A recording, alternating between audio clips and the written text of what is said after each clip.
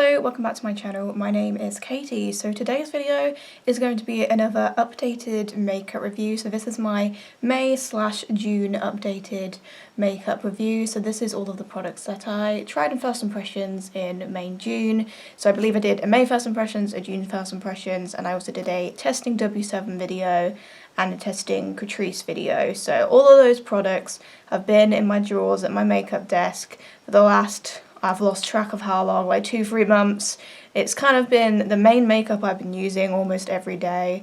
Only every now and then do I use different products, but mostly it's just all this stuff that I've been using. So I'd like to do just an updated makeup review just in case any of my opinions have changed, and just so I can talk about like how like foundations wear and how other products wear, and just so I can give more detailed thoughts about things that I've just used in first impressions. So let's go ahead and get started. So firstly, primers. I tried 2 primers. So I tried one from Catrice. This is their Sensational 10-in-1 Dream Primer, and I also tried the W7 It's Glow Prime Radiant Primer.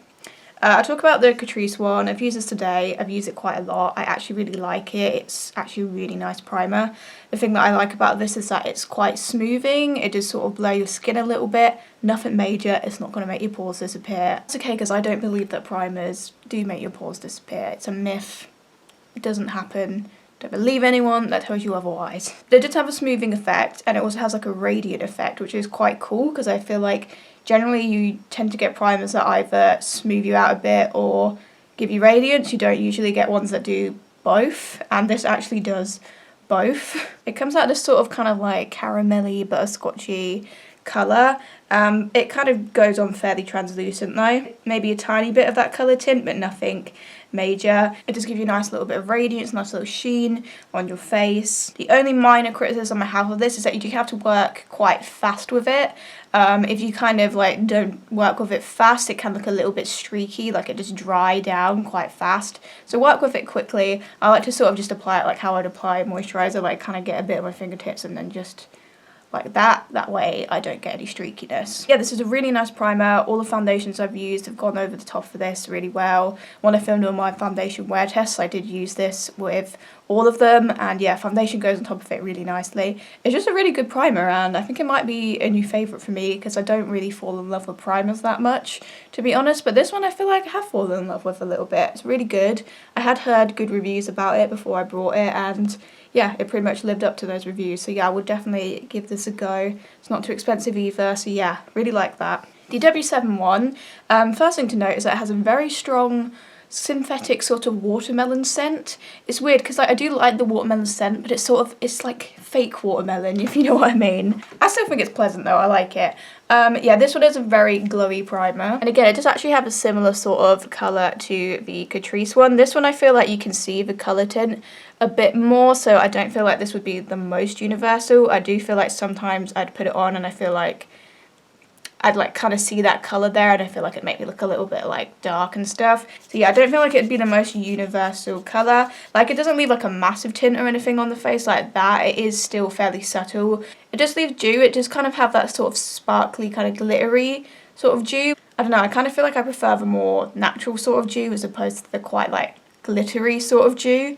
I do feel like it has like a little bit of a greasy texture, and I do feel like it has the same thing with the Catrice one where you do have to work with it quite fast, where it can look a little bit streaky, but again, that is easily avoided if you just work with it really quickly. Like I said, put it on kind of like a moisturiser and you won't get the streakiness. I think this is a decent primer, but I just feel like I like this Catrice one so much more. I just feel like I just feel like this has like a more sort of natural radiance to it, whereas this one is a bit of a sort of like artificial kind of radiance, if that makes sense. It's absolutely not bad. It gives a nice little bit of glow in the foundation. It does the job, but I don't know, I feel like I just like the texture of this sort of primer more than I do with this one. But it's fine. I'd probably keep it in my collection, but I don't feel like it's going to be a go-to primer for me. Okay, so next we're going to talk about foundation, and there was actually quite a lot of foundations to go through. There's 5 in total, and I have filmed a wear test for all of them.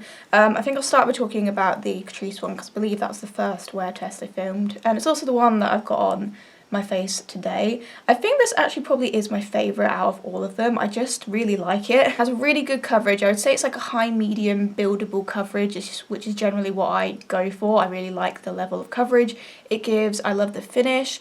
It is described as a hydrating foundation, but I actually feel like it looks more matte to me. Like, it has a little bit of dew in it, but for me I feel like it just looks pretty matte on the skin, which is what I prefer personally. But I feel like if you're getting this under the guise, but it's going to look super like dewy, a bit oily, maybe not. So I don't know. I don't know how dry skin would get along with this. I have sort of like normal combination skin, so for me, I really like this. I love the finish of it. It provides coverage, but it doesn't look heavy. It doesn't look unnatural like some of the other foundations that I'm going to mention in a bit. I feel like have similar coverage, but I feel like they just look a lot heavier than this one does. It was also really long wearing. I think out of all of them, it probably wore the best, although to be fair, all of the foundations I'm going to mention did have really good wear. The wear test just generally went pretty well for all of these foundations, but I feel like this might be my favourite in terms of wear. Okay, so I've had the Catrice True Skin Hydrating Foundation on for a little bit over 7 hours. I have been at work today. I can now film wear tests on days where I'm working now because we don't have to wear the masks in the shop anymore, so I can do wear tests at work. So I've only really just properly looked at this now, and I feel like it has actually held up pretty well. I literally can't see any breakage on my face, like none, the foundation just hasn't broken down at all really. I would say I look a tiny bit oily, but not a lot really. I wouldn't say I look super oily, just like a little bit oily, a little bit around my nose, a little bit on my forehead, but honestly, I feel like it has controlled the oil pretty well, to be honest. That may be like the powders though as well. If we look at my forehead, I feel like, yeah, there's no real breakage. It's settled into these little lines between my eyebrows a bit, but to be honest, I remember looking when I initially did my makeup at the start of the day, and it had already kind of settled in those lines, so it don't really feel like it's gotten any worse, to be honest. And honestly, it's not even really that noticeable compared to some foundations. You can only just slightly see the little cracks. I feel like it looks a tiny bit textured, but nothing major. I feel like overall that looks pretty decent. These parts of my face, literally no breakage. Yeah, that looks fine. Just a little bit oily around my nose. The chin. So I tend to have a lot of problems with foundation breaking down on my chin, but I feel like it's really not broken down that badly at all on my chin. It's held up pretty good. Tiniest bit of texture, but really not a lot, to be honest. I feel like that's held up really well. I think just overall looking at this, I feel like this looks really similar to how it looked when I first put it on just over 7 hours ago. And I have been at work, so I have been at work today, so I have been quite active, did get a little bit of sweat on, not a lot, just a little bit when I was mopping the floor. So considering that, really impressed actually. I think this wears really well. I'm very impressed with how this guy wears. Fantastic, good start. So I am obviously going to use the same concealer, same powder, same primer, and all of these wear tests. This is the first one that I've filmed, so all the variables will be the same. But so far they've got to compete with this guy, which in my opinion has worn really well. There really isn't much I can fault with this guy, to be honest. It's a really good foundation, and I think it might become a new favourite for me. The shade that I have is 002 Neutral Ivory, which is actually a little bit too pale for me, but I can get it to work pretty easily if I just use a powder that's a tiny bit darker. But yeah, the shade does work pretty well. I've not actually looked at their sort of shade range. I have a feeling that they probably don't have the best shade range. I know when you get this from UK sellers, they tend to have a worse shade range than, I think, is it a US or a European brand? I'm not sure. But like, I know if you go on their website, they have more shade options. But if you just get this on Just My Look, which I think is where I got it, they don't have the best shade selection. I actually really like this. I might put it in my little box of my favourite foundations because I was really impressed with it. I definitely recommend it. If you have more dry skin, maybe not. I feel like the hydrating foundation thing is like a little bit misleading because I do feel like it is quite matte, like matte to semi-matte. There's a little bit of dew there, but I feel like it does look pretty matte in my opinion. I completely forgot the order that I filmed the wear test, so I'm just talking about these in a random order here. But next I'll talk about this one from Max Factor. This is the Max Factor Face Finity All Day Flawless. Out of all of the foundations, this one definitely has the least coverage. I'm not really a fan of this sort of coverage, to be honest. I like my foundations to have like a sort of high medium, buildable to full coverage. That's what I like. This one I'd say is more on the light medium side. It's a little bit more lightweight than what I personally like, but I mean, if that's what you're into, then fab. I feel like it looks okay on the skin. There's nothing like I particularly love about the finish. I don't feel like it gives me that like flawless skin effect or anything. It just kind of looks like your average foundation. I would say it's sort of kind of semi-matte. There's definitely a bit of dew there, but without it being like overboard with the dew. So I'd say more like sort of semi-matte kind of finish. Honestly, I just feel like this is a very meh foundation for me. It doesn't quite have the coverage I want. I don't feel like it has that really like nice flawless finish where it's like not drawing attention to my pores. I wouldn't say it draws a massive attention to my pores, but it definitely doesn't do them any favours either. I don't remember exactly what I said in the wear test, but I do know that I did wear pretty good actually. Like I said, all of these foundations were pretty good, so that is one thing in this favour, that it does wear really well. So today we've had the Max Factor Face Finity All Day Flawless Foundation on. I've had this one probably about 7.5, a little bit over that maybe, hours, so a tiny bit longer than the Catrice one, but not really that much different. Again, I've been at work, been working at delivery, so I have sweated a little bit. I've definitely been active today. So looking at it, like again, I feel like it has also, just like the Catrice one, held up pretty well. I feel like maybe this one looks a little bit like grainier than the Catrice one, but honestly, not even that much really. I feel like it all looks pretty similar. So if we look at my forehead, again, it has settled into these lines a bit. I feel like it's done it a little bit worse than it did with the Catrice one, but not terribly. Still looks pretty decent up there. Not really any breakage at all. Maybe like a tiny bit of texture. But yeah, I feel like other than a little bit of the line sinking, it's held up pretty good up there. Not a lot of breakage. Not a lot of breakage on this side of my face or on this side of my face. A little bit of oil around my nose, same deal as yesterday. I feel like my chin maybe looks a little bit grainy, but I would say that it's not really broken down too badly. I feel like it actually looks pretty decent, just like a little bit of texture, a little bit of graininess, but nothing major. So like overall, I would say I am actually pretty impressed with how this is worn. Again, especially because I have sweated a bit today. I feel like the all-day claim is pretty accurate. I mean, after just under 8 hours of wear, it's held up pretty good. I feel like it looks really similar to how it looked at the start of the day. Maybe just like a tiny bit of texture, a little bit of sinking into my forehead lines. That's it really. I think that it's held up pretty good. Just put it like a smidgen underneath the Catrice one, but there's not much in it. Yeah, this is actually a pretty decent wearing foundation. I'm definitely impressed with it. Just noticed it has kind of settled into the smile line a little bit. I've just sort of noticed that it has kind of settled into that. Can you see that? Can you see that? I don't know. Yeah, just a little bit. Yeah, just a little bit. So I feel like if you're into a more light, sort of buildable to medium coverage foundation and you want something that's quite long wearing, then yeah, this will do the job. But for me, I just want more coverage. I want a slightly more matter, more smoother finish from my foundation. So this is okay.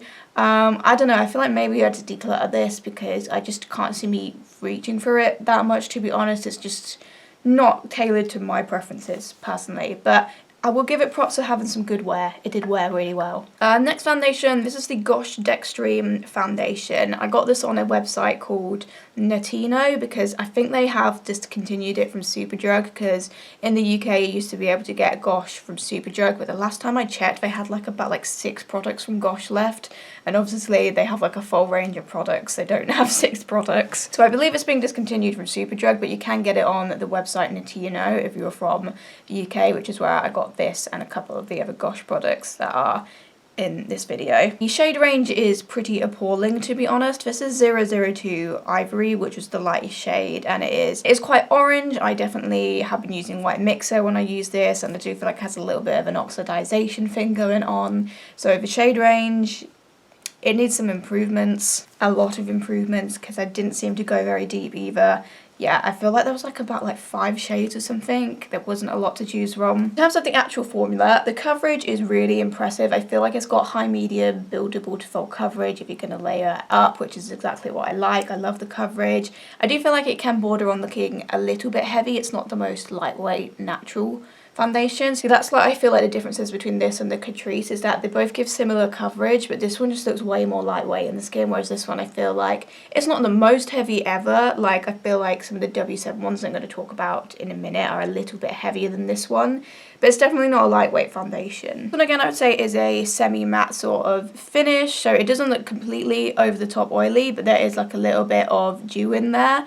It's not the most matte, sort of semi-matte, like I said. It looks pretty nice on the skin. There's nothing wrong with how it looks. I think I would prefer it to be a little bit more matte, just because I feel like it's not the best for the pores. It's not the worst, it's not the best, sort of like the matte's out of the one. I love the coverage, and again, it did wear really well. I can't remember exactly what I said in my wear test because I filmed them about 2 weeks ago now. Okay, so I've had the Gosh Dextreem foundation on. I've had this one a little bit longer than the other two, probably about 8.5 hours, maybe a tiny bit more than that, because I've had a longer shift today and I kind of forgot that I started later on the other days where I filmed the other two wear tests. So it's been a tiny bit longer than the other two, but not like drastically or anything.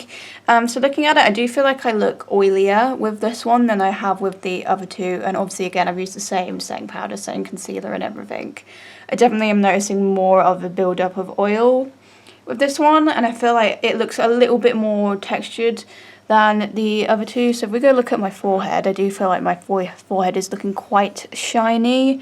Has cracked a little bit in those two bits between my brows. Seems to have done it like worse on one side than the other though, which is kind of weird. Yeah, it has sort of disappeared into one half of my forehead lines.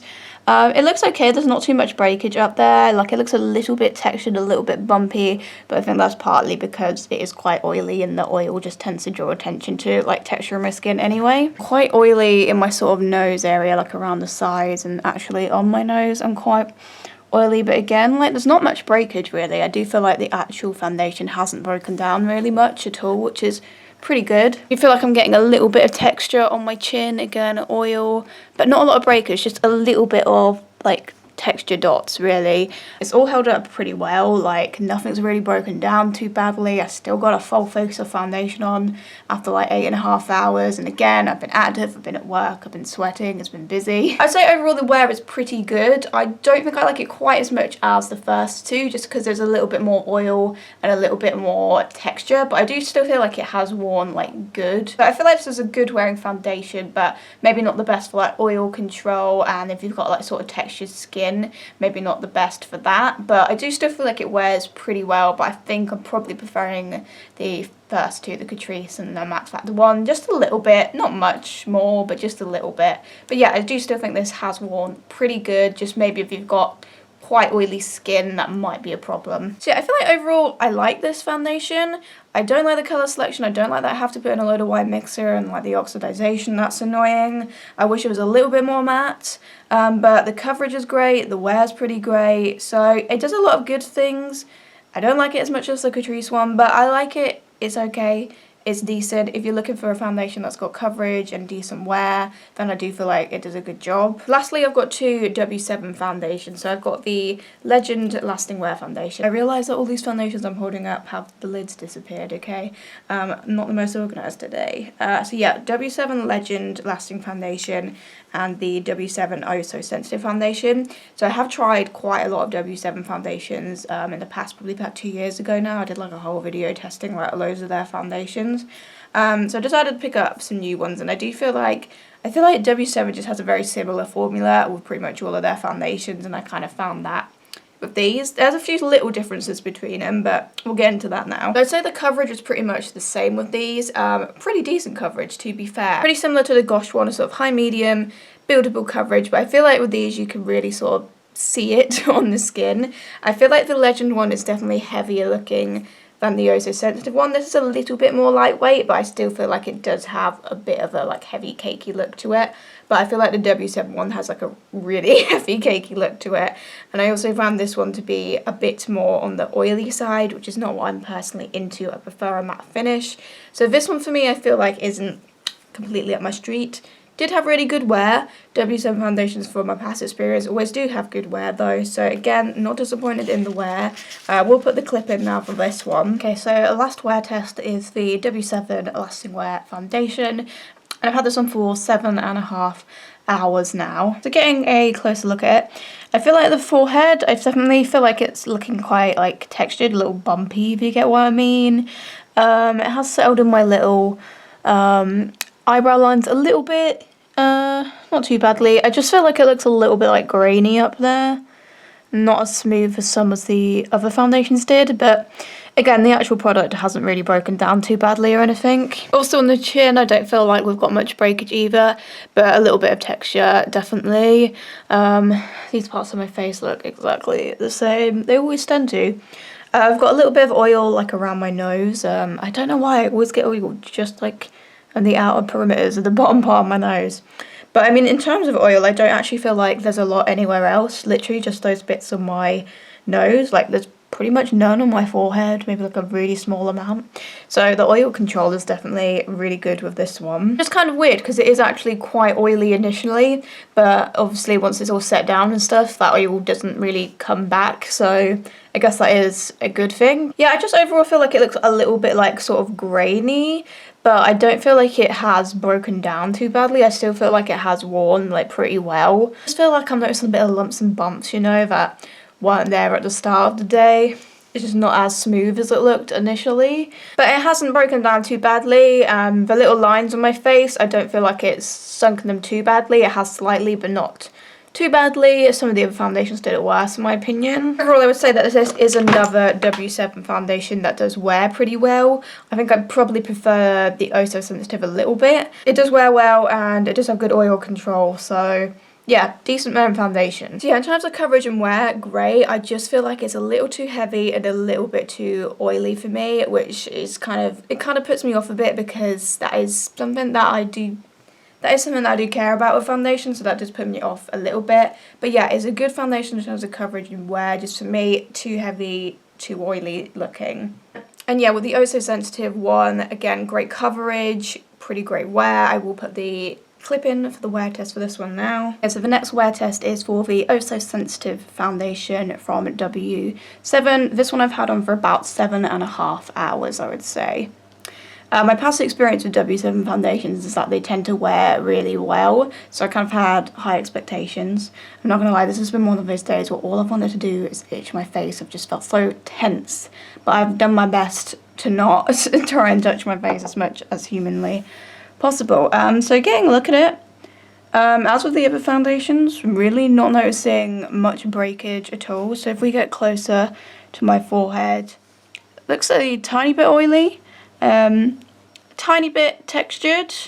It has settled into these lines a little bit, but not too badly. I think some of the other foundations probably did it slightly worse, but it has kind of settled in those little cracks a little bit textured, but for the most part it's not really broken down. It's held up pretty decently. These parts of my face look pretty much exactly the same as they did at the start. A little bit of oil around my nose. I don't know why I always get like oily like right here around my nose for some reason. I think my chin's actually held up pretty decently too. Like a tiny bit of texture. No breakage really. I feel like my chin actually looks pretty decent. Really the only thing is a little bit of texture, tiny bit of oil, although I'd say definitely less oily than the Gosh one that I did last vote. I wouldn't say that I look super oily or anything, because literally just kind of around my nose and like a little bit on my forehead. I feel like the oil control is pretty decent, but there is like a little bit of oil on my face. Honestly, it's really not broken down badly at all. So I mean, I feel like I kind of expected it to wear well because it's a W7 foundation, and it pretty much has worn well. I'm not disappointed at all, to be honest. I feel like it looks barely different to how it looked at the start, maybe just a tiny bit more textured. That's really the only difference. Yeah, overall I did find this one pretty similar to like the Gosh one actually. I feel like these are like pretty identical foundations, to be honest. They kind of have the same sort of like semi-matte, because this one I'd say is a little bit less oily than the Legend foundation, but it's still kind of like sort of that oily matte balance. You can definitely see dew on the skin. Yeah, it's just not the most lightweight, but again, good coverage, good wear. So it's just sort of like, I like it, but I don't love it. And like overall, it was just kind of the Catrice one was the one that I wanted to wear the most, because I feel like I got the coverage, I got the finish, and I got the wear.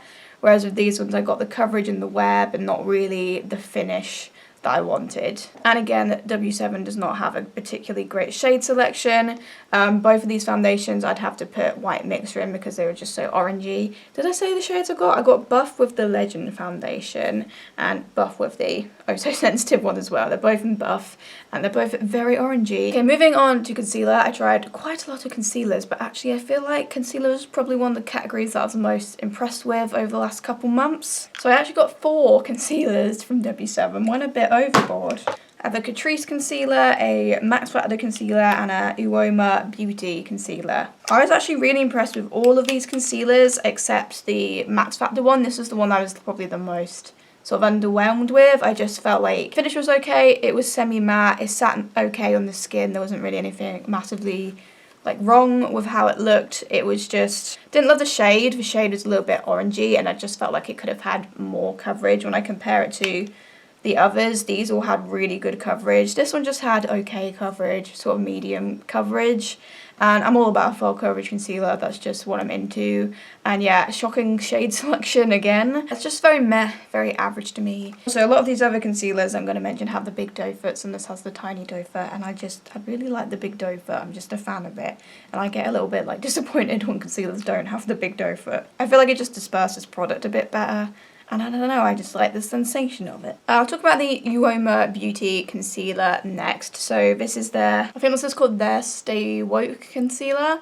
And I got mine in the shade White Pearl 0.5. I sort of assumed, because it is a brand that's sort of tailored more to like people of colour, like I kind of assumed that maybe they wouldn't go pale enough because they were more focused on like the deeper end of the spectrum, which is obviously completely fair enough. But to my surprise, this is actually like too pale for me, so they obviously have factored in like all skin tones. In fact, in the future, I might pick up a shade like 1 or 2 shades down from this, because this one I can only really use in the eye area to brighten, but it does work fantastically for that. It's got amazing coverage, full coverage, formula's great, it's matte without looking dry, which is exactly what I want from a concealer. That's just what I want. I want a matte concealer that doesn't look dry, that's still got some hydration to it, that's just giving me full coverage, and I feel like this does that. It is a little bit on the pricey side, it is quite expensive. One, like I compare it to like my e.l.f. Camo, which is like one of my all-time favourite concealers, and that's like about like £5 or £6, and then this is like about £20 or something. I can't remember the price off the top of my head, it was around that sort of mark. I do think like you can get similar concealers of similar quality for a lot more cheaper, but I think anyone that's sort of a makeup addict and invests a lot into makeup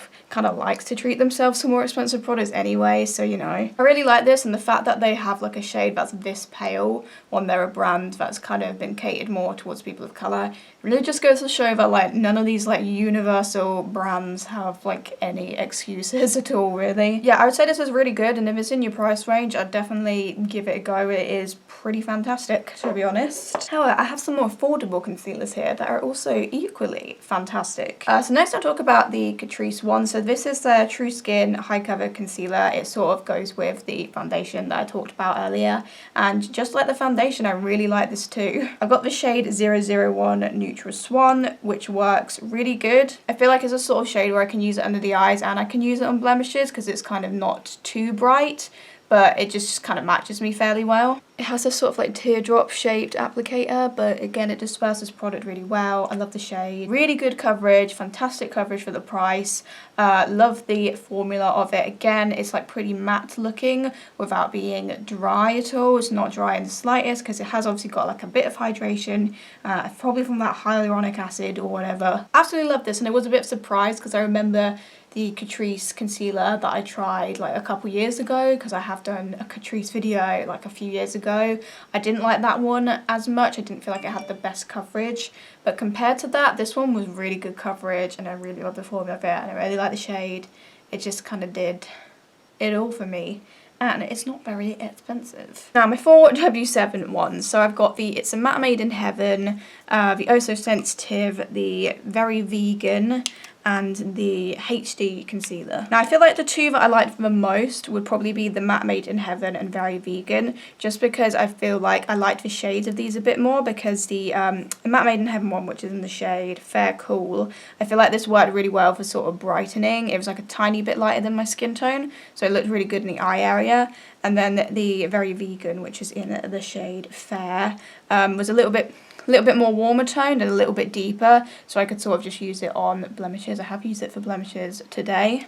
So I feel like I reached for these more, and I liked these a bit more because I like the shades, because again, their concealers don't have a good shade range. These shades actually somehow worked for me pretty well. I do feel like these ones had a little bit more of a matte formula compared to the HD and the Oh So Sensitive. These two I feel like have the exact same formula. If you watch the video where I tried these for the first time, like side by side, I felt like the formula was exactly the same, as well as the shades. The shades of these are exactly the same.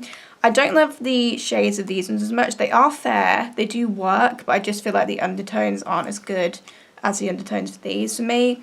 Again, they just have a pretty shoddy shade selection generally though. I think these two were a tiny bit more hydrating in formula, but they weren't like overly oily at the same time. And again, they have really good coverage, like all of these. I feel like with first layer, they'd be more like a high medium, but then with the second layer, you'd get like that full coverage look with all of these, to be honest. So if you're sort of like, ooh, W7 concealers, they're not going to be any good, are they? They actually are, like they're really good. Like I was surprised as well. The only thing is, it is obviously going to be difficult to find the shade. I got pretty lucky with these, to be honest, because even though I do prefer the shades of these, I still can get away with the shades of these, so I just got pretty lucky, to be honest. Fantastic formula, all of these. These two are a bit more matte, these two are a bit more hydrating, but really good coverage in terms of all of them. If you can find the shade, which may be difficult, you definitely should give these a go, because they actually have a fantastic formula. Moving on to setting powder. So I've got 1 loose powder and 4 pressed powders. The loose powder, God, it's so dirty. All of my makeup just gets so dirty so fast.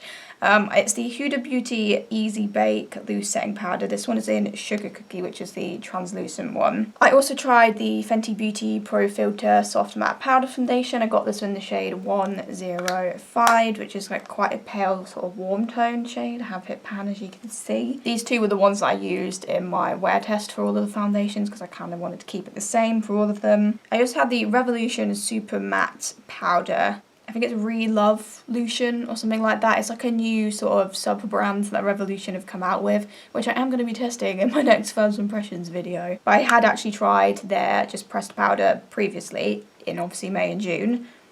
And as you can see, it's completely gone. Like there's a tiny bit here, but it's gone. Like, I'm not using this anymore. I actually really liked this. I thought it was really good. This one's in the shade Translucent. I also got the Catrice 5-in-1 Setting Powder, which is a translucent pressed powder.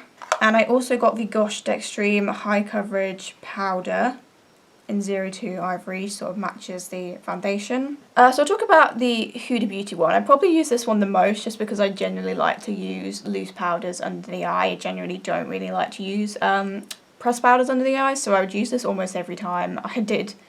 So I'd use this almost every time I did my under eyes makeup, and we've still got some left considering, we've still got a decent amount left considering how much I used it. I have used it like all over the face a few times as well. I personally prefer to just use it in the eye area because it does have a little bit of a white cast to it. I feel like this wouldn't be like a universal shade. It is more of a brightening shade for like fair complexions. Obviously they do have this in a few other shades, so there are ones for deeper complexions, but I feel like when I use this all over the face, it did just sort of make me look a little bit sort of ghostly, but just for under the eyes, it had a really good brightening effect. Some things that I do like about this are, first of all, I do feel like it's quite a lightweight powder. It doesn't feel very heavy, and I feel like a lot of loose powders do kind of come out quite heavy. This one's quite lightweight, quite undetectable, but it doesn't separate under my eyes or anything like that. There's absolutely no problems with that. I do have issues with a lot of powders where they'll just sort of make my under eye makeup separate, but I've never had problems with that with this. Another problem I get with a lot of loose powders is that sometimes they interfere with like my highlighter and my bronzer, but I've not had that problem with this at all.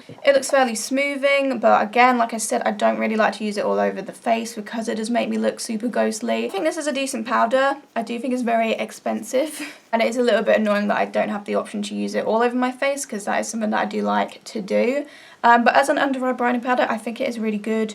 I do feel like I've found similar quality powders for a lot cheaper, definitely. But I do like how lightweight it is. That is something that I do feel like a lot of powders aren't so good at, is being lightweight, but then still obviously mattifying and giving you a good finish. So I do really like that about this powder. So I do think it is a pretty decent powder, to be honest. I've not really got much to complain about other than it is just got a bit of a white cast if you use it all over your face. They do have like a mini version though, I believe, if you don't want to spend the money on the big one.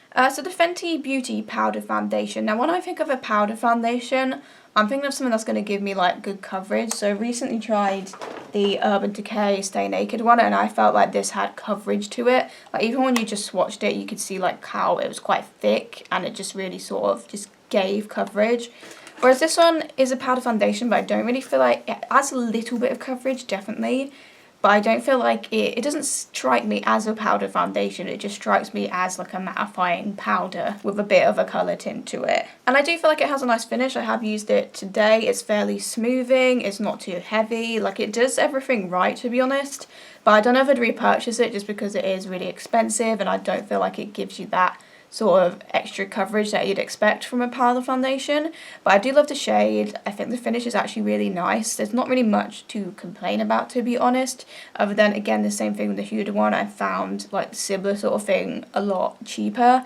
For example, there's like a Revolution powder foundation that I really like, and that one actually just give you like coverage, whereas this one it gives a tiny bit more coverage than what you have on initially, but nothing like a major difference, to be honest. However, as a powder, I feel like it does a pretty good job. There's nothing really to complain about. It's smoothing, it's mattifying. Again, I don't really like it for under the eyes because I did find it could sort of separate if I used it under the eyes, but again, I tend to avoid that with pressed powders anyway. So this Revolution Super Matte powder that I used up, I actually really liked. It was about £3 or something, because this whole new brand that I have is like really cheap.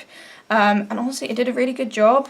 The shade worked pretty good. The shade was called Translucent, but I do feel like it had a colour tint to it, which obviously did work for my skin tone pretty well, but it wouldn't have been like a universal translucent shade, in my opinion. I think it does come in deeper shades though anyway, so. And also, I think considering it's £3, it had a really nice finish, very smoothing, added a tiny bit of coverage. Again, it's not a powder foundation though, so I wasn't expecting it to add a load of coverage or anything, but it did add like a tiny bit of coverage, like the same way that the Fenty one has. It had a flawless finish, it was smooth, it was mattifying, it just did everything we wanted, the shade worked for my skin tone.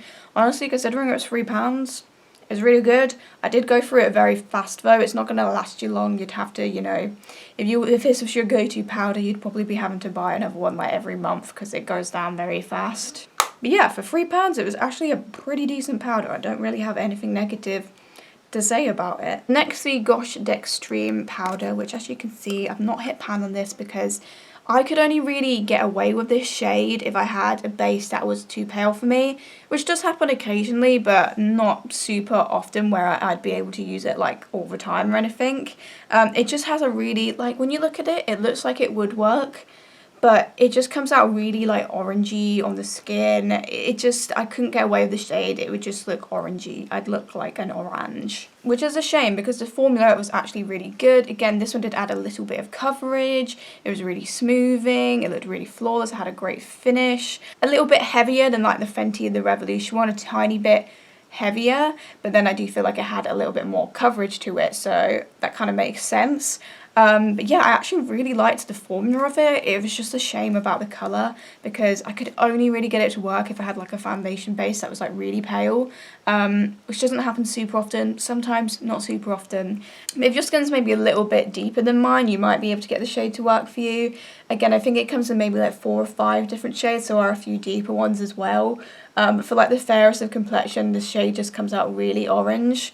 So I just, yeah, it's a shame about the shade because I actually really liked the formula of it. I feel like it did a great job. So this Catrice one, I didn't use it very often because every time I did use it, I just didn't really like it. It was just super, super white cast. Like I put the Huda Beauty one to shame with how like white it looked on the skin. It just made you look like a ghost. Didn't really like the texture of it. I feel like it looked a little bit grainy on the skin. And like all you could just see was ghostly whiteness. I imagine it probably looked awful under flash photography. Oh yeah, I almost forgot to mention I had this one from W7 as well, the Bright Eyes. I just remembered because I did take a picture of this under flash photography and it looked so bad.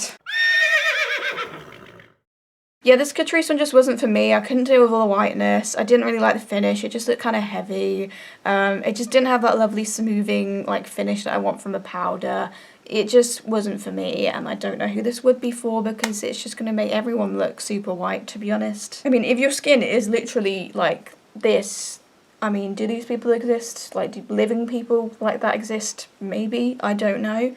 Then sure, maybe, but yeah, I almost forgot about this W7 Bright Eyes again. This is one that I didn't use that often either because I didn't really like it that much. Yeah, it looked really bad in the flash photography. If I've got I'm pretty sure I took a picture of it, so I will insert that picture because I feel like, yeah, it looked awful under flash. And the thing is, like, it sort of looked like that without the flash as well. It just looked it just looked patchy.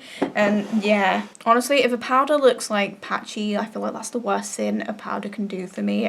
Patchy powders are a no-go. It also had the common problem I have where it would make your highlighter not show up and your bronzer not show up, which again, major pet peeve for me. I just didn't get along with this. It just looked patchy. Kind of some oxidization issues going on with it and took away from my highlighter. So for me, this was nothing that I want to use and will probably declutter. Okay, so moving on to cheeks, start with bronzer. I actually have quite a lot of bronzing products. So I got this W7 Bronze Cheek Universal Bronzing Balm, which is the only cream product I have because I don't generally get a lot of cream bronzers, highlighters, that sort of thing. So I've got the W7 Bronze Icon Bronzing Powder. I've got 2 of the Catrice Bronzing Babe of the Dunes Maxi Baked Bronzing Powder, face and body. I've got those in 2 shades. I've got the Revolution Glow Splenda Ultra Matte Bronzer in Fair.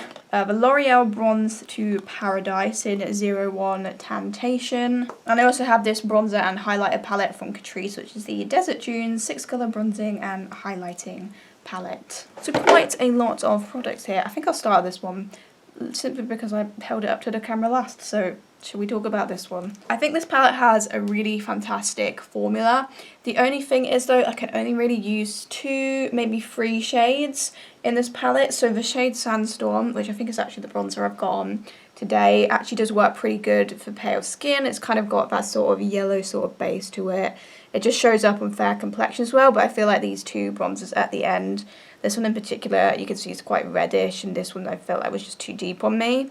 I could only really use this shade to bronze. And with the highlighter, this shade here, loved it, worked great for my skin tone. And I could kind of get away with this gold one a little bit, but this one in the middle just didn't look good. This one in the middle just looked too deep on my skin tone, but the 2 at the end, this one especially, worked really well. This one sort of could get away with it a little bit. Tiny bit of a cast, but could kind of make it work if I sort of blended it into my bronzer a bit. Shades aside though, the formula was really good with the highlighters and the bronzers. The bronzers like just blended really nice and were buildable, fantastic. And the highlighters are absolutely stunning. They look beautiful on the skin. Can you see that swatch? I don't know, because my lights are quite intense. I really like this highlighter. I loved using it. It's just got fantastic pigmentation. It looks stunning. That's the thing though, is that I only really have use for like half of the palette. And the other half's kind of useless to me, so I don't know if maybe I'd depan some of these if I can. The thing is, I always have problems with depanning where I end up like ruining the product whilst I'm doing it. But yeah, honestly, I can't fault the formula of these at all. I feel like if you've got kind of light to fair complexion, then I would give this a go, but just bear in mind you might not be able to use all of the shades. If you're pretty fair like me, you'll probably only get away with like 3 of the shades, 1 bronzer and 2 highlighters. I cannot fault the quality of these at all though. They were fantastic quality, and it also makes a good mirror for when you're doing your mascara. Assuming as we're doing Catrice, I might as well talk about the Bronzing Babe of the Dunes. I kind of don't like that name. I find it a bit cringy, to be honest. So I got it in 2 shades. So I got 02 Ignite Desire and 010 Sensual Burn. Now again, there's nothing I could fault with the formula with either of these. This one is literally falling apart. So this one's 02 Sensual Burn, and I'm kind of I was being a little bit heavy-handed when I put it on the other day, and I've kind of got a bit of issues here, but the thing is, even if I get rid of that chunk, I still have loads of product left. They're actually massive, which is great. Even with that chunk falling out, I probably won't run out of this in a long while. Yeah, try not to whack your brush into it too intensely. This one I love. This is a 01 shade. This looks stunning on pale skin.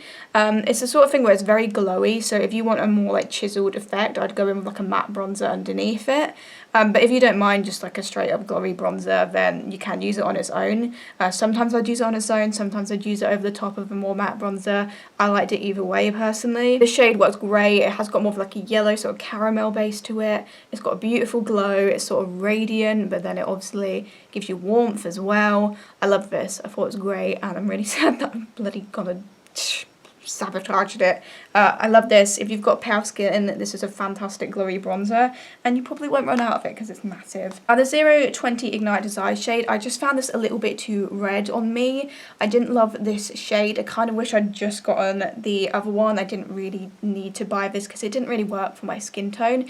If you've got more sort of light or medium skin, I think that you would probably get along with this quite well if you don't mind a bit more red in your bronzer. Yeah, again, absolutely nothing I could fault about the formula. It's got a similar sort of glowy effect to it. Fantastic formula, blends out super seamlessly. You can really build it up with both of these. Yeah, I just didn't really like the shade on me, so I probably will declutter it. I feel like I tend to gravitate more towards matte bronzers, so I am glad that I kind of have that one now as a glowy option. So this one from W7, when I saw it I was like, oh, that looks like it's going to work really well for pale skin.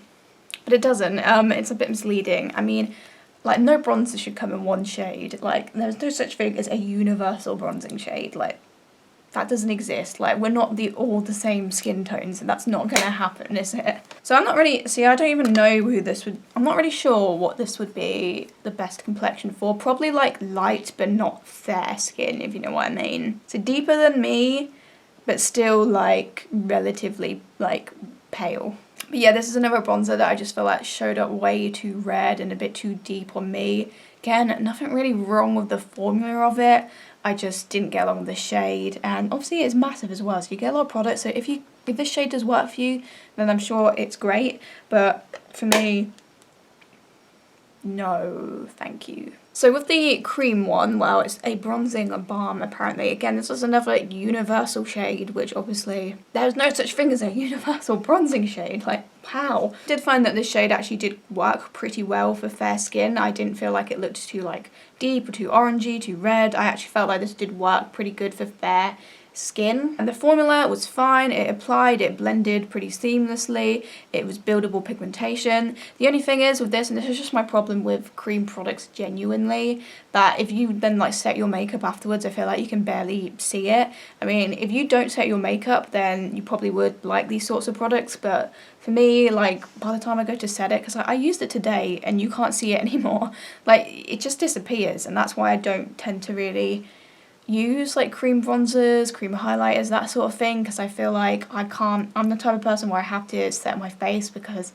I have to set my face because it will transfer and I do get a little bit oily, so I can't get away with not setting my face. I just don't like how my skin looks when I don't set it, so that's the thing, there's really nothing wrong with this. It's a really good formula, and if you've got light fair complexion, this shade will probably work for you, but obviously it's not a universal shade because that doesn't exist, as we've established. And I did find it quite fun to apply. Like, I enjoyed it, but I just felt like by the end I didn't really notice it anymore. Okay, so the Revolution Glow Splenda Matte Bronzer Fair. So I think they had this bronzer for a while and they had it in some deeper shades, and then they decided to add, I think, a few fairer shades, and they might have added even deeper ones, I don't know. This is the lightest one that they have. This is one of those things where it's sort of like on the borderline, where it's like I can kinda get away with it, but like I've just found better pale skin bronzers, but like I can use it and I can get away with it. It's just not perfect. So it's the sort of thing where I probably would keep it and would use it because I can get away with the shade, but it's just I have ones, even ones I've literally just mentioned, like the Catrice one and also the L'Oreal one that I'll talk about in a sec, that I just feel like complement my skin tone a bit better. But like, again, it's just on that borderline, that's just really annoying. The formula was fantastic, it blends out super seamlessly, very buildable, which is exactly what I want in a bronzer, and I know that most people want in a bronzer. So yeah, nothing wrong with the formula. Again, it was just like on a real borderline with the shade. I'm just on a real borderline with it. Now this L'Oreal Bronze to Paradise one, looks like this, 01 Temptation. I think it has like 3 shades, which is not great. That Revolution one definitely has a better shade selection. This shade, Temptation, I feel like does work pretty good for fair skin.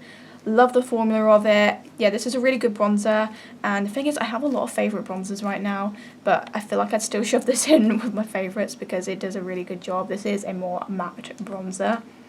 And that's the thing, sometimes I'd use this one and then use the glowy Catrice Dunes one over the top, and then you just get the chisel and the glow, you know? Yes, if you have got fair skin, 01 Temptation works really well. Honestly, there's nothing really I can fault with this bronzer. I really like it. will definitely be carrying on using it. So I didn't get any blushes, so we're going to move on to highlight. Obviously there were the ones in this palette, like I mentioned, that I thought were stunning, really liked them. I'd also get another highlighter from Catrice, which is their More Than Glow highlighter in 010 Ultimate Platinum Glaze, and I think this is probably one of my favourites out of all the ones I tried, because this is stunningly pigmented. It's insanely pigmented. You can see this from Mars, just look at it. Oh, it's gorgeous. This was the most pigmented out of all of the highlighters. This was definitely the most pigmented out of all of these, and it also had that sort of wet effect, like it looked wet on the skin, which I really like. I just think it looks cute. I like it. And the shade Platinum Glaze it's a pale shade with a little bit of a gold sort of undertone to it, and it worked perfectly for my skin tone. I love this. This is stunning. It's obviously not a very natural, no, it's not a very diffused natural highlight. The thing is, I have another highlight from Catrice. I think it's called like I don't know what it's called, but that one is like a more sort of natural option, but still with pigment. So now I kind of have like the best of both worlds with Catrice highlighters. Yeah, absolutely give this a go if you're into like a blinding highlight, because this is stunning. So some other highlights I've got the Oceana from Spectrum.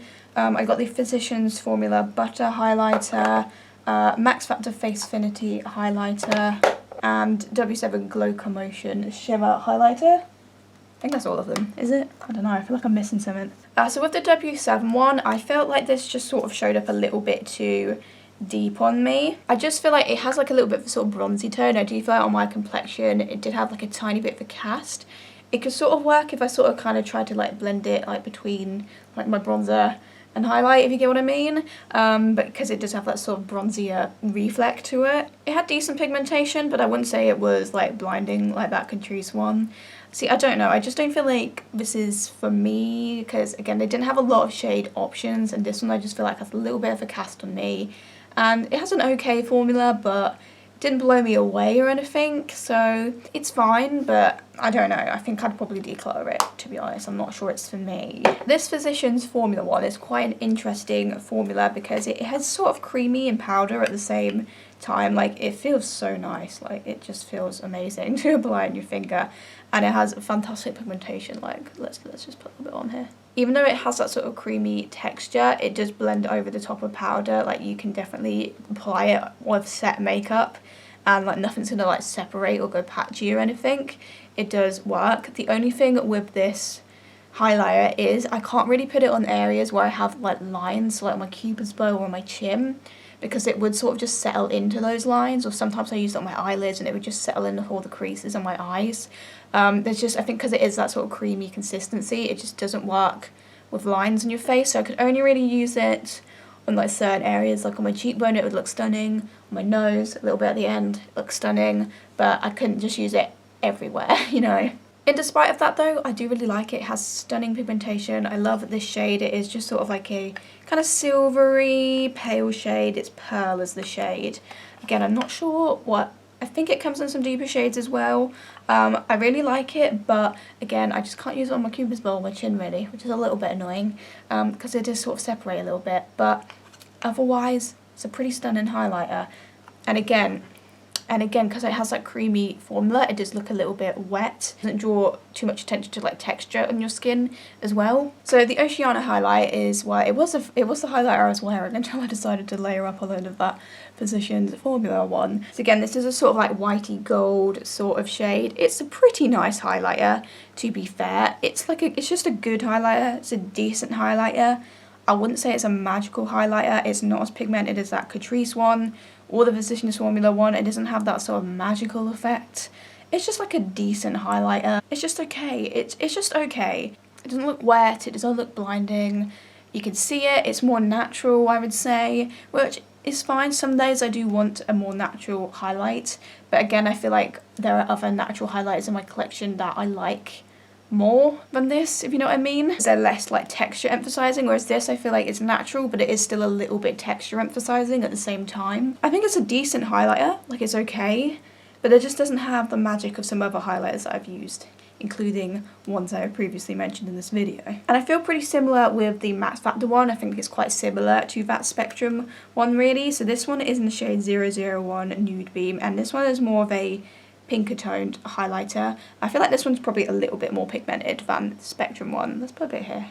Yeah. I have a bad habit of doing this in like my updated makeup reviews where I'm like fiddling about with highlighters. I'm like, oh, let's put loads on my nose, and then my nose just looks ridiculous by the end of the video. This one I feel like looks a little bit more sort of like metallic on the skin, I would say. Again, it is a really nice highlighter. It's pretty, it has got decent pigmentation, but again, it is more buildable than some of the other ones, like the Catrice one. Yeah, I like the shade. Shade works great for pale skin, more pinker tone, which is nice. I like gold tone, I like silver tone, I like pink tone, I like, as long as it's like fair, I like all the undertones. Again, it's just like a good highlighter. It's nice, it has decent pigmentation, but it's not the most magical, amazing highlighter I've ever tried. But it's a decent highlighter. It's okay. I would keep it in my collection, I would probably use it on occasion, but it's not an all-time favourite. It actually kind of reminds me of the Maybelline one, the chrome ones. It's pretty similar to those, I feel. Okay, I'm going to move on to eyebrows now. So I've got 3 gels. I've got the Catrice Volume and Lift Brow Mascara. I've got the Beauty Bay Brow Fixer, and also the Florence by Mills Tint and Tame Brow Gel. I'm wearing the Catrice one on my brows today, and I actually think I got a pretty decent application, you know. This one, what shade is this in? 030. Really like the shade. It's that perfect like ashy cool toned brown, which is very similar to my natural hair colour, which is very ashy cool toned brown. So yeah, I love the shade. I like the wand. It does have a little bit of sort of excess product on it. I do have to tap off a little bit, which is slightly annoying, but I have found brow gels that have way more excess product on. It's not too big a deal. Love the wand shape. You can get a pretty good precise application with it. I feel like the formula of it is, it's not the most natural brow formula I've ever tried. I have ones like my Benefit Gimme Brow, my Makeup Obsession one, even I would say the Beauty Bay one that I'm going to talk about in a minute. I feel like they just look a little bit more sort of natural. But I mean, if you look at this, I feel like it still looks pretty natural. It's just, I feel like it is it's got a bit more pigment behind it than some other brow gels, and like for me, I'm like the less pigment the better when it comes to brow gels. I guess that depends what you're into. I still think this is actually a really good brow gel. Like, I'm happy with how my brows turned out today. There's really not much to complain about, to be honest. It still does a pretty good job. It still does look pretty natural. It's just I'm literally just comparing it to some of my all-time favourites now. It's a good brow gel. I would definitely give it a go. Very affordable as well. The Beauty Bay one. Beauty Bay one, this is the shade Sable. I really like this product as well. Again, this one I feel like has a little bit less excess, and it's just like a little less pigmented. It's very kind of natural, a bit like fibery almost. Like, you barely have like any excess really with it, to be honest. Again, perfect like cool toned ashy shade, and you've got your teeny tiny wands, and I really like it. It just gives you a really natural brow, and again, I've not really got anything to complain about. It does a really good job. I'm glad I gave it a go. Have recently purchased the brow pencil from Beauty Bay, which was in one of my last first impressions, and I liked that too. So Beauty Bay, pretty good brand for brow products. I'm hoping that Beauty Bay releases some base products soon, because they seem to be doing a lot of like brow products and eye products and even some lip products, but I'm just waiting for like the foundation and the concealer, because they've got bronzers and highlighters as well. I love that highlighter. Yeah, they need a foundation, concealer, setting powders. I feel like it's coming. It's definitely coming. I can sense it. Now, the Florence by Mills one, I feel like I was quite disappointed with. I just felt like the times I'd use it, my brows would look very thick and very sort of like permanent markery, if you know what I mean. They looked like I'd coloured my brows in with a felt tip, if you know what I mean. It just had a very sort of like quite thick and pigmented formula. Again, you'd have to tap off quite a bit of excess. And see, I like that the wand is small, but I feel like it needs to be a little bit thicker than that, if you know what I mean, so you can get a bit more precision with your application. Whereas I feel like because it's so thin, it can be a bit flimsy, and you can just end up getting like splodges everywhere. You just can't get the control that you want. And also, it's more of a chocolatey brown, and like I said, I prefer a bit more of a cooler toned brown. And this one, like, I could get away with the shade, but again, I think because the shade doesn't match my natural brows, it would kind of draw more attention to the fact that it wasn't the most natural formula as well. Yeah, I just think this is a bit too underwhelming. The shade's not perfect, just looks a little bit too pigmented, not very natural looking. bit filled in, and also I guess sometimes my brows would just come out really splodgy because I couldn't get the most precise application. Yeah, it just wasn't really for me, but the Catrice one and the Beauty Bay one were pretty good brow gels really, so I can't complain too much about brow gels these 2 months. I also tried 3 micro brow pencils, so I've got a W7 Very Vegan well-defined micro brow pencil, which I think is the pencil I used today.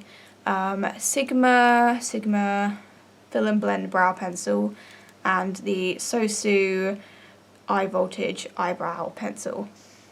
I'll talk about the W7 one because I'm wearing that one. I actually really like this. So one of my all-time favourite brow pencils was from W7 as well. It's the Stroke of Genius one. So I sort of had high hopes for this. I was like, if that's one of my favourites, then this has got to be good too. And it is pretty good, to be fair. I do feel like it lived up to that expectation that I had set for it. I still think I prefer the Stroke of Genius one a little bit because it's a little bit softer, a little bit more like a little bit softer, a little bit more natural, but this is still really natural as well. Like, that's the thing, like, it's not the most soft, but then it looks soft though on the brows because it's very natural, it's not too harsh, it just, that's what I want from a brow pencil. I just want something that's sort of very kind of faint looking almost, but like blends out well, doesn't sort of bunch up into the brow gel I'm using. Again, the shade is quite like a neutral brown, it works pretty well. And that's the thing, sometimes I just use it by itself without a brow gel, and it also did a really good job in that way as well. Really not much to complain about, it's a really good brow pencil. Done the job. Fantastic. Okay, so this Sigma one, so when I first got it, it kept like, so when I first got it, like it snapped quite a lot, and then like it snapped quite a few times when I was using it, and it got to the point where I hadn't even had it that long and I'd basically just ran out of product because it had kept snapping. Like there's literally, can you see that? There's like a tiny little nub there. Which is a shame because I actually liked the formula of it pretty good because it was very creamy and quite waxy, so like it blended out really like seamlessly and really easily, and again, but without looking like too like sort of harsh and drawn on at the same time. Like it had a really good formula, like I really liked it, but it just, I don't know, there was something, I don't know if I just got a dodgy one or if it's just something that they're doing wrong here with the way that they're composing this brow pencil, but it kept snapping, so there's not really much use I can get out of it. It's going to keep snapping every time I use it, which is a shame because the formula was actually pretty good. So the thing is, if I just got a dodgy one, then I'd say yeah, give it a go, but then if there's this a problem that this brow pencil just has, then I probably wouldn't recommend it, so I don't know what to say there, really. Good formula, but it just kept snapping, so I ran out of product pretty fast. Okay, and the sooooon one, so this is in the shade medium. Actually, I don't usually go for medium, but I guess I went for medium. But again, this is quite an ashy, cool tone brown shade. The shade actually worked pretty well. And this isn't really a standard micro brow pencil because it is a little bit thicker. I tend to go for something quite thinner just so I can get a bit more precision. It's still fairly small though, so I could use it, it was fine. And again, I actually liked the formula of it. It was very natural, quite soft. It did a good job. I think I would have preferred it to be a bit more like a standard micro brow pencil, but I actually didn't really have much faults with the formula of it. It was very natural, very faint, which is what I personally want from a brow pencil, and it blended really well. I liked it. Okay, so I'm going to talk about kohl eyeliners now. I've got 3 here. So I've got the W7 Oh My Gel kohl pencil. I got the Pixie Endless Silky Eye Pen, and I also got, well, these actually came in a kit. It's a liquid eyeliner and a kohl liner from sooooon. So it's a liquid pen eyeliner, and then their extreme kohl pencil. On Beauty Bay there was like reviews, and it was like, the liquid eyeliner dries out like after a week, it's really bad. And I was like, whatever, I'm just gonna buy it anyway. Sure, let's just ignore that completely. To be fair, I feel like I was probably buying it more so for the kohl eyeliner than the liquid eyeliner. But yeah, this liquid eyeliner literally ran out, like, I think I used it maybe like 2 or 3 times and then it was gone. Like, not just faint, but like gone. Like, okay, well, that's what I got off of it. You obviously cannot do a liquid liner like that. And the felt tip's now all messed up, so yeah, this is rubbish. And I didn't even really like the applicator that much the times when I did use it because it wasn't the most precise. yeah, what's the point of a liquid eyeliner if it's going to run out on like the 3rd time you use it? Like, what's the point? It's just awful. I'm just going to throw it away because it's just not good, is it? It's not acceptable. So the kohl pencil, I have got this one in my waterline today. It's pretty good. It's got a good pigmentation. It's creamy. It applies well. It sharpens well. It wears okay. There's definitely some fading by the end of the day, but it does hold up overall pretty well. It does smudge in the inner corner. I find that literally almost all the kohl eyeliners that I use smudge in the inner corners, which is why I'm starting to get more into like colourful waterlines, because I feel like I have less problems with smudging in the inner corner with like a colourful, like a purple or a blue waterline than when I use the black ones. Because I always just end up with like black like all up in here, and I just find it irritating because I feel like, I just don't feel like I look nice like it. It is a common problem that I have with pretty much all kohl eyeliners, so I'm not going to judge it too harshly for that because all 3 of these did it, to be honest. But yeah, it's good pigmentation and it does wear pretty well, but it's not the best wearing ever. The Ewomer gel eyeliner, I actually quite like this because I think it's because it's waterproof, and I think that really helps with it. Like, this proper sticks onto your waterline and it stays there, which is great because I do struggle to find kohl eyeliners that just proper stick onto your waterline and just stay there. That's just what I want. I want something that's just going to stay on my waterline and I'm not going to get little patchy bits where it's disappeared. This stays on, really long wearing. Smudging in the inner corner. Now, I had a mixed experience with this because there'd be sometimes where I'd use it and it didn't do it too badly and I'd be like, oh, that's great. And there'd be other times where I used it and it did it quite badly, so I kind of just don't really know what to think in terms of that, because I feel like sometimes it did and sometimes it didn't, so I don't really know what conclusion to come with that. But I still think this probably will become a new favourite for me just because of how long wearing it was. And again, it's pigmented, it's creamy, it glides on, it's very dramatic looking. Yeah. If you want a long wearing kohl eyeliner for the waterline, then this is definitely really good for that. The Pixie one, again, very creamy, glided on super nicely into the waterline, very dramatic. I feel like, again, this one did wear pretty good too. I feel like the W7 one wears the best, then it's the Pixie one, then it's the sooooon one. It does stay in your waterline pretty well, but there are like a few little tiny bits where you can see it's kind of faded a little bit, but it does stay on pretty well, and again, it does smudge in the inner corner, which is a common problem here. So yeah, I think overall good, but the W7 one's winning it for me, I think, just because of how impressed I was with the wear. But all 3 of these did smudge in my inner corner, which, to be fair, I found like maybe like 1, maybe 2 kohl eyeliners that don't really do that, so I'm not that upset about it, to be honest. Okay, so moving on to mascaras, I will insert some little like sort of before and after pictures with all of these mascaras. I have got 3 of them. I will put some little pictures in so you can sort of just see up close like what they look before and after the mascara is applied. So I've got 2 Gosh mascaras. So I've got their Boombastic Overdose Volume Mascara and their Catchy Eyes Drama Mascara. And then I also picked up the Maybelline Lash Sensational Sky High Mascara. Now all of these are pretty decent, but I do have preferences. I would say my favourite actually is the Catchy Eyes Drama. So I think in the original video I used both of these, and I think I actually said that I liked this one better, but I've completely 180'd, which is why I do updated makeup reviews, because my opinion changes quite a lot. I actually way prefer this one because, and I have got it on my lashes today, I just really like this. It just has fantastic volume, fantastic length, it just does everything, and also because it's got like a sort of curved wand, there you go, it gives it that sort of wispy sort of curled effect, which is fantastic. I love that. So literally it just does everything that I want a mascara to do. It's just dramatic, it's voluminous, it's impactful, but without being like clumpy. Like, it still separates the lashes out pretty well. So literally I have nothing to complain about.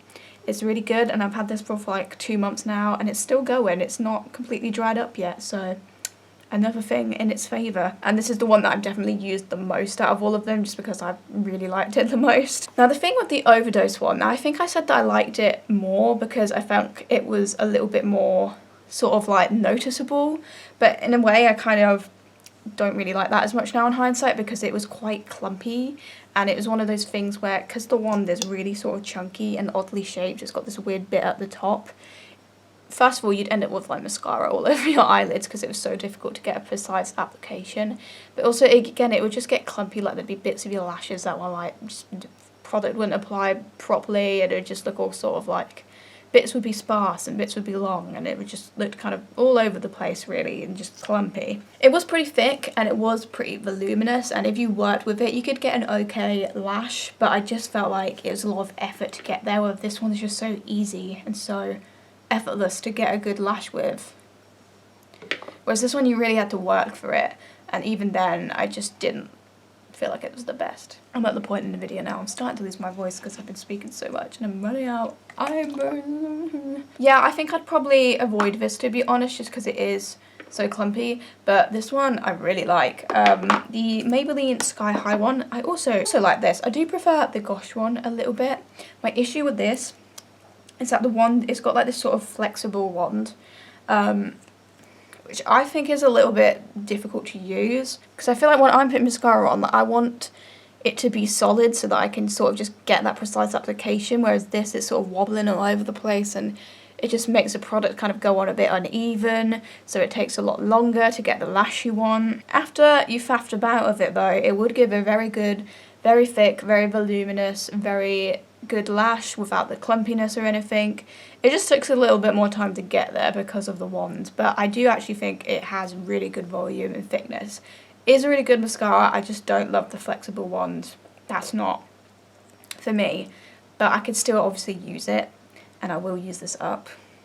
That's the thing, I feel like this one is starting to get a bit dry now, whereas the Gosh Catchy Eyes, I use this more, and I still feel like it's got more moisture left in it, so.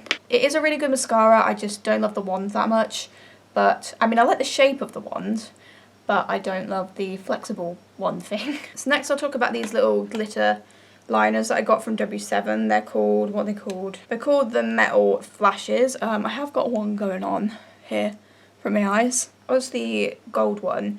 And that's, right, the thing is, I feel like the actual glitter itself is fine, it's pretty easy to use, and it looks like good, but I feel like you can't see that that's gold. Like, it just looks like translucent, like sort of silvery glitter.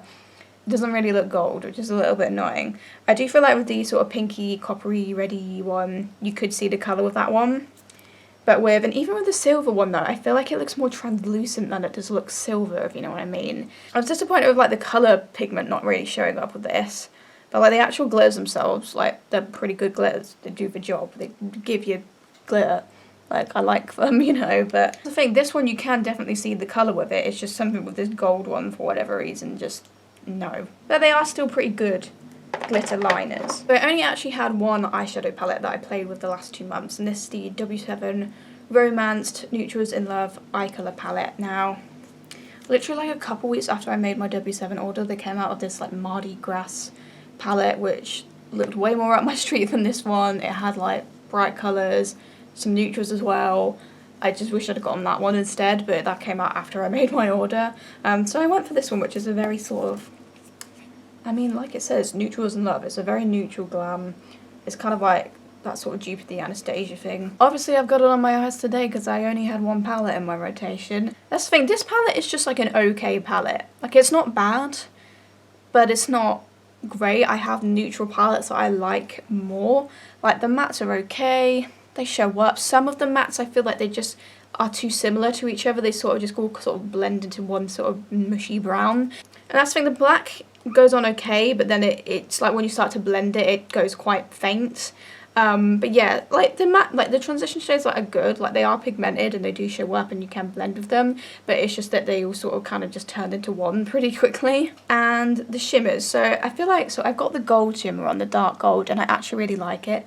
I do think most of the shimmers are actually pretty nice. Like this pink one is actually really nice as well. I really like the pink one, and obviously the gold I used today, like that's actually, it's a really nice shimmer. They actually are pretty good.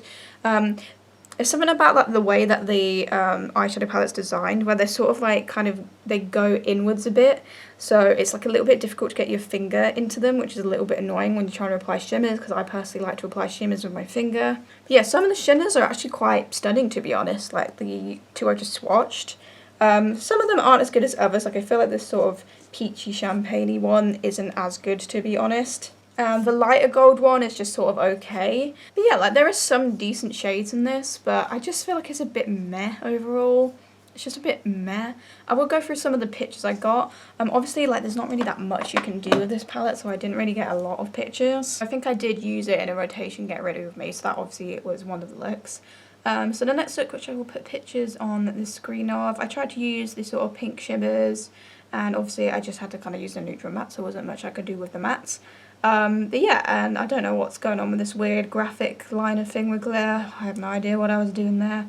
But yeah, like I said, I actually think like the pink shimmers are pretty nice, to be fair. I mean, it's an okay look, I guess. Then I did a sort of like winged out thing. I think I used the lighter gold, which looks okay. And then I think I tried to go quite deep in the crease. It looks okay. It's alright, isn't it? It's an okay look. The shades performed okay, but yeah, I don't know. And then I tried to do some sort of smoky eye, but as you can see, like, just when you kind of use that black and try and blend it out, it's just a bit, sort of diffuses quite easily, and yeah, it's difficult to get that sort of intense smoky eye with it. It's just a bit, And then again, I did this sort of winged out cut crease sort of thing. Again, I think I just used like the matte white with a tiny bit of the peachy shimmer. And just very light neutral crease. It looks okay. It's alright. It's just okay, isn't it? That's what I mean. I just feel like that peach shimmer doesn't really have that much of an impact.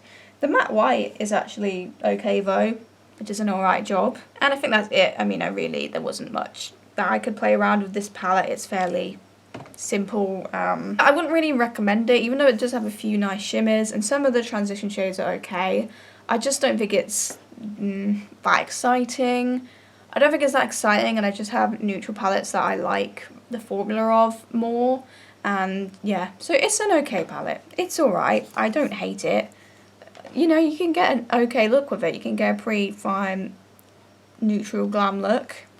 But I feel like it just struggled a bit when it comes to getting depth and stuff because of the way the shades transition with each other. So I tried two lip liners from W7. They're the lip twisters.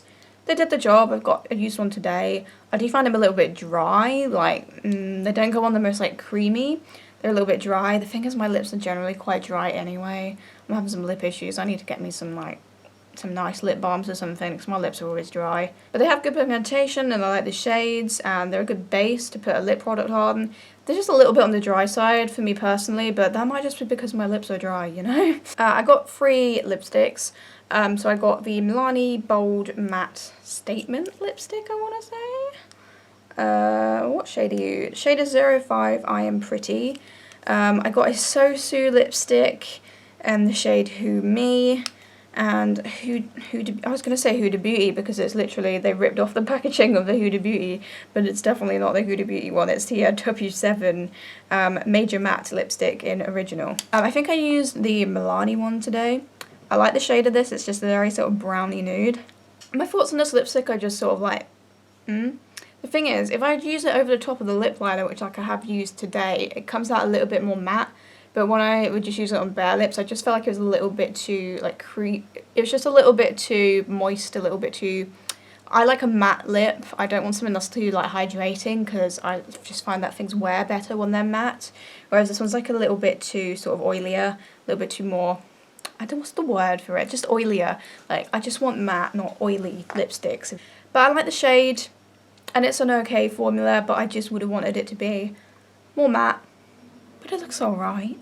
It's an okay lip product. I guess it just depends what sort of finish you want. This definitely is a more oilier formula, I would say. But if you're using like a drier lip liner on, like I have it, then it will look a bit more matte. So the W7 one that they were trying to dupe Huda Beauty with, I didn't quite like the shade as much. It's like a little bit pinker, and I prefer it to be a bit more browner. But this one is even oilier. It's just way too oily. Why is it called Major Mattes when it's so oily? I mean, if you want a really sort of creamy, hydrating sort of lip product, then that's great. But that's just not what I personally want, and it annoys me because there's so many lipsticks that are called like matte and then just aren't matte. I've just tried so many, and it just bothers me because I want a matte lipstick. I know they exist because I have them in my collection. It's just a very oily formula, which is not my thing. And why they're called Major Mattes, who knows? So again, this sooooon one was another one that said that it was matte, and I don't know, I feel like it's probably the most matte out of all of them, but it's still not completely matte. It smells really strongly of like candy. It was also broken. I had a little bit of an accident. These things happen. Yeah. The shade is quite pink, which again, I prefer a browner nude. I don't know if this shade suits my complexion the best. I feel like it washes me out a little bit because it is quite like a sort of baby doll sort of pink. And again, it's more matte than the other ones, but I still feel like it's not matte enough for me. And obviously it's a little bit flimsy as well because things happened, it broke, it snapped, you know. I don't feel like I was super impressed with any of those lipsticks really. I feel like the Milani one is probably the one that I used the most just because I like the shade of it the most mainly. But none of them really have the formula that I personally like, which is like a matte formula, you know. All of these would transfer and wouldn't last very well. Lastly, setting spray. This is the W7, the Dewy Fixer setting spray. It's the only setting spray that I tried and I used it almost every day I did my makeup. It's probably actually running quite low. I think this is an okay setting spray. It's hydrating, it adds a little bit more pop to your highlight than you already had. I don't feel like it does anything to change my base in any way, you know, like some setting sprays will sort of, kind of, I don't know, make your base like a bit more lightweight looking and sort of mesh all your products together and make you look less cakey, less powdery. I don't really feel like I noticed that doing this, but it does add you a bit more hydration and it does make your highlight pop a bit more, which is nice. So it's an okay product. It's not bad.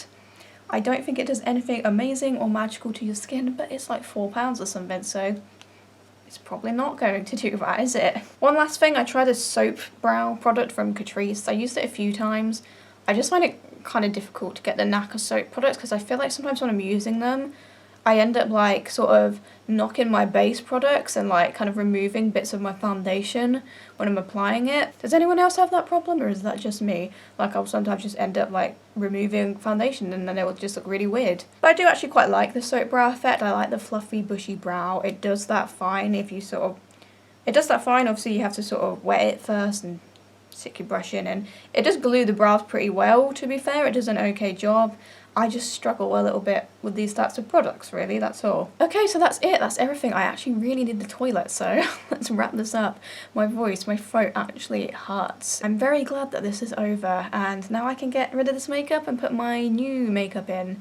And I have more eyeshadow palettes for the next 2 months, so there'll be more creativity, I guess. That is my thoughts on all of the makeup that I tried in May and June, now that I have used it for a few more months and I've had more time with it. So if you did want to know my opinions on any of those makeup products, now you have it. That's it for this video. So the next updated makeup review will be a August/September makeup review. So that's probably going to be out like around Christmas time or something. So that's it for this video. Thank you for watching. I'll see you in my next one. Goodbye.